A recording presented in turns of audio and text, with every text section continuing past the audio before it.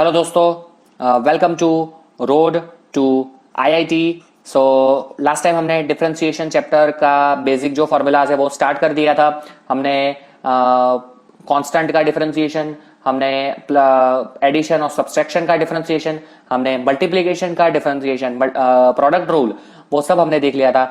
आज हम देखने वाले हैं डिवीजन रूल। ठीक है, so without wasting a little bit time चलिए शुरू करते हैं। ठीक है, लास्ट टाइम हमने ये सब देख लिया था, तो आज हम ये देखने वाले हैं द कोशेंट रूल भी कहते हैं जिसे, या फिर इसे डिफरेंशिएशन डिवीजन रूल भी इसे कहते हैं। ठीक है, कोशेंट रूल या डिवीजन रूल भी कहते हैं।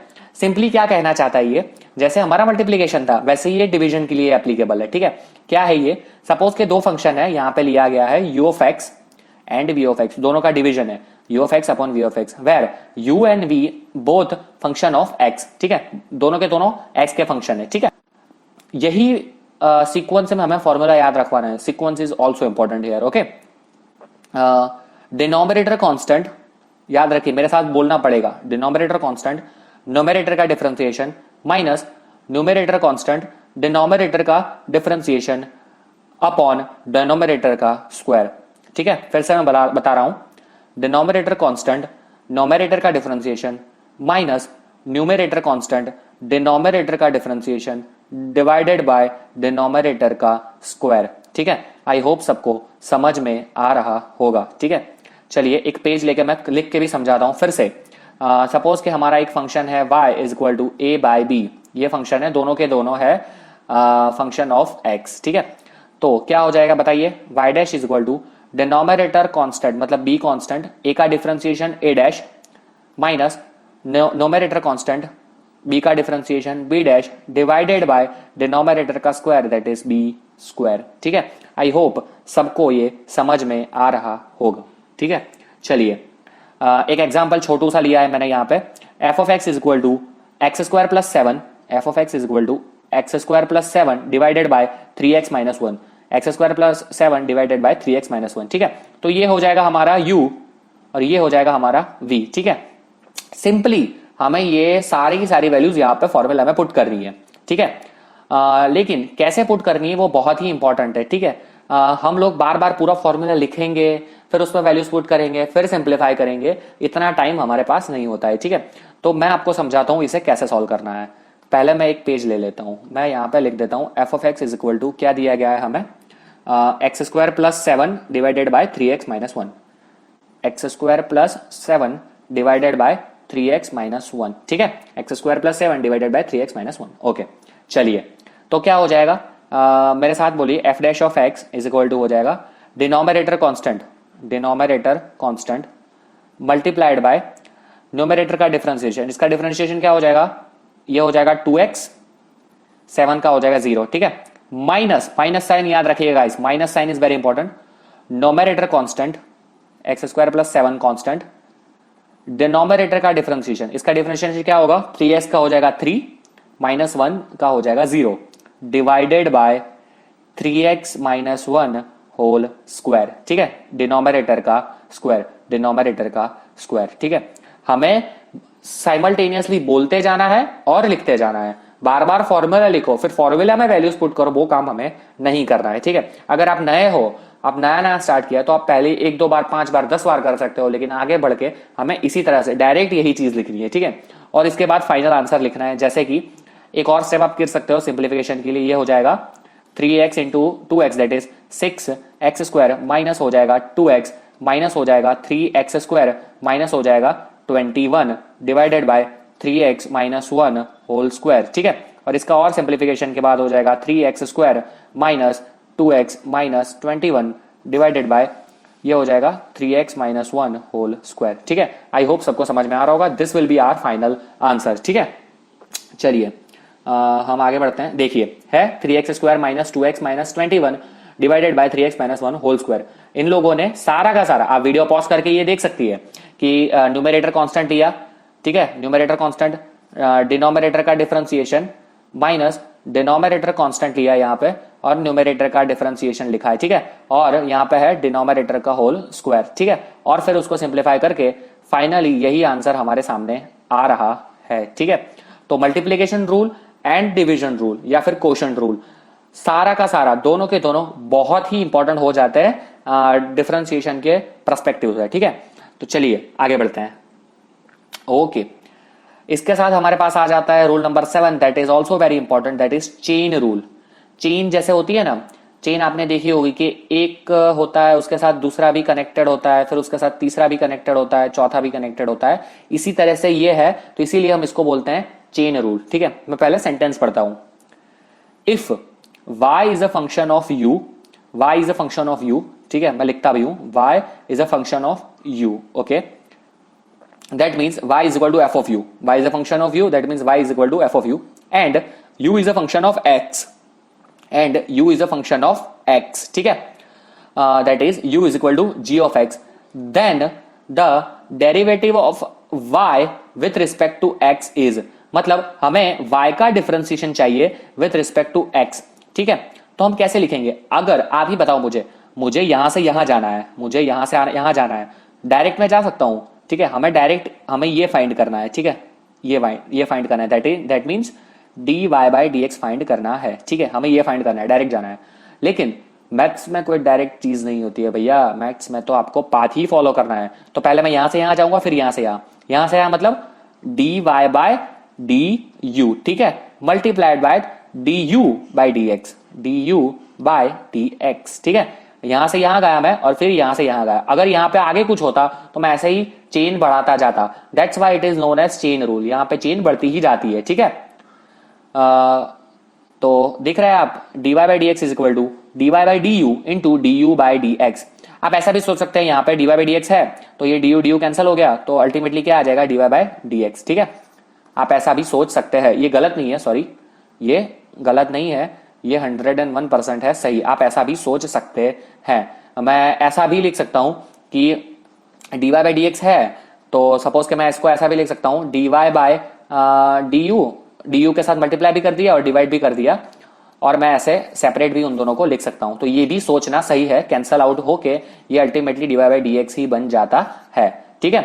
जब हमें दिया होता है फंक्शन, सपोज कि हमें y दिया है, वो फंक्शन है x का, x दिया है वो फंक्शन है z का, और z दिया है वो फंक्शन है थीटा का, और हमें y का थीटा के रिस्पेक्ट में डिफरेंशिएशन फाइंड करना है, दैट मींस हमें फाइंड करना है dy बाय डी थीटा।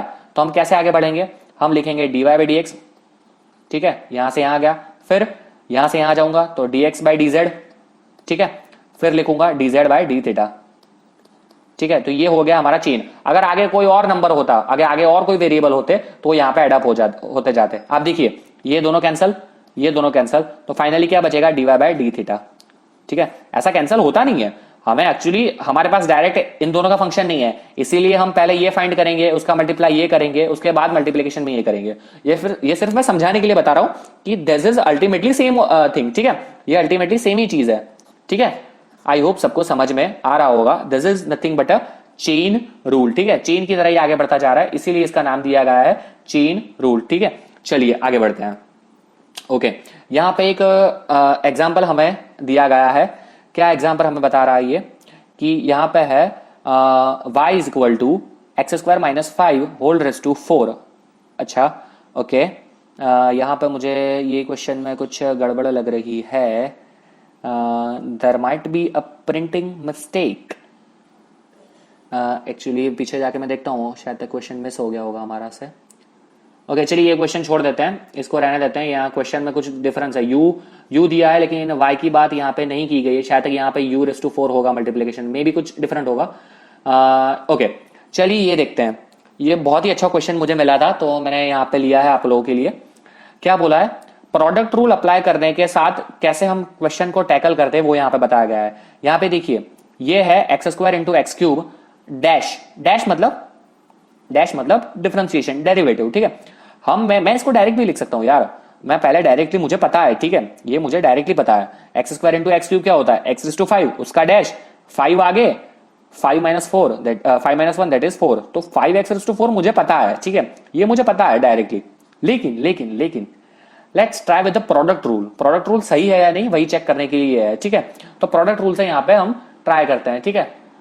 तो पहले हो जाएगा फंक्शन कांस्टेंट, ठीक है, एक्स स्क्वायर पहले कांस्टेंट ले लिया, फिर एक्स क्यूब का डिफरेंशिएशन, तो मैंने लिख दिया एक्स क्यूब का dash plus x cube constant, ठीक है, फिर मैंने लिख दिया एक्स स्क्वायर का डैश, ठीक है, X square constant x cube का डैश हो जाएगा, मतलब एक्स क्यूब का डिफरेंशिएशन हो जाएगा 3x square plus plus x cube constant X square का डिफरेंशिएशन हो जाएगा 2x, ओके, ये हो जाएगा 3 इंटू एक्स टू 4 प्लस ये हो जाएगा 2 into X to 4, that means 5 into X to 4। आप देख सकते हैं आंसर तो सेम ही आएगा, ठीक है। अगर मैं इसको और कोई मेथड से भी करता हूं तो भी मेरा आंसर आएगा सेम का सेम, ठीक है। आई होप सबको समझ में आ रहा होगा, ठीक है। चलिए आगे बढ़ते हैं। बहुत ही अच्छा मैंने एक और क्वेश्चन लिया है वही समझाने के लिए कि कोई भी मेथड आप फॉलो करो, आप अपने हिसाब से कन्वीनियंट होकर मेथड फॉलो कर सकते हो, ठीक है। चलिए क्या क्वेश्चन में है मैं पहले पढ़ देता हूं। Differentiate the product P of X X minus 1 into 3x minus 2 by expanding the P of X and using polynomial rule and second बार पूछा है हमें प्रोडक्ट रूल से, ठीक है। चलिए मैं पहले बीच में एक लाइन ड्रॉ कर देता हूं।